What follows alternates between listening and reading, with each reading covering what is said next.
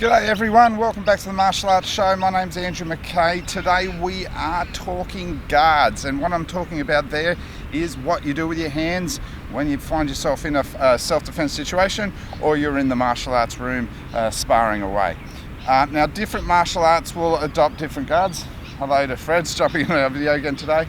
But let's look at what I would refer to as a standard guard, a nice safe guard that you can go with. Now remember that if you are right-handed, then you generally put your left leg in front. People left-handed, simply do the mirror reverse. So just assuming you're right-handed, we've got that left foot, just a comfortable walking pace in front. Not too much across the body, because you can see that takes my shoulder and my hip across and makes it actually hard for me to defend myself. So we want to be a little bit open. Now, remember how to make your fists, 4 fingers together, rolling once, twice, thumbs between the second and third row of knuckles. Hey buddy, he's enjoying his day in the park today. Okay, so bring the elbows in. Now, why do we have the elbows in here? Now, besides it just looking like a relaxed position, I've seen some people try fight like this, and that will be a natural tendency I find for people that haven't done any martial arts or defense training. The elbows are up. Now, the problem with that is it exposes your ribs. So elbows down, protect the ribs. Nice and simple, really boxing 101 we're talking there, really basic sort of stuff. So elbows in, protect the ribs. Now where should the hands be?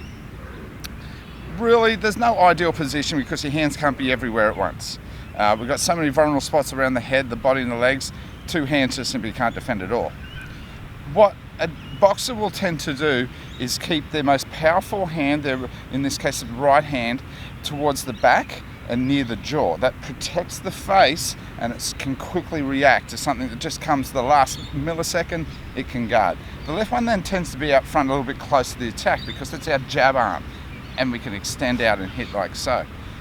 So it's a good safe guard, and something that I would recommend going forward. Just simply elbows in, right hand near the jaw, left hand's out in front, and everything moves loose and together. Remember, elbows come down, protect the ribs. Now, other martial arts styles will throw their own version or their own little twist to a guard.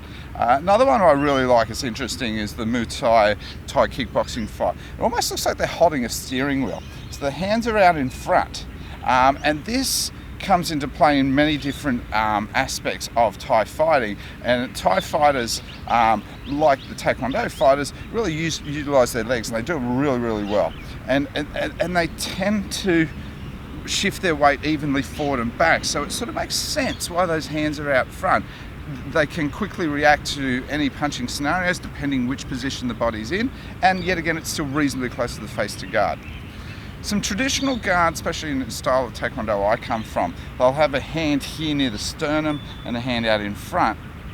I don't find that as practical. It's generally not a great idea to have the hands low. Yes, you could say that protects the body, but if your body's conditioned, it'll naturally protect itself. You can condition your abs to take a strike. You can move your body and use your forearms to really guard through the torso. So the hands really have to stay up. Yeah, and these are traditional guards.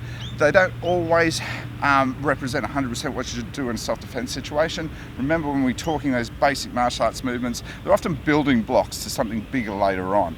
So we don't overly think it too much, but it does have its place, especially when we're talking coordination.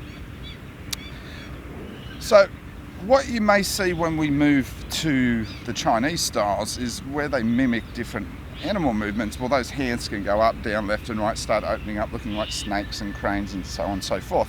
And the mythology behind that is simply the roots of that style.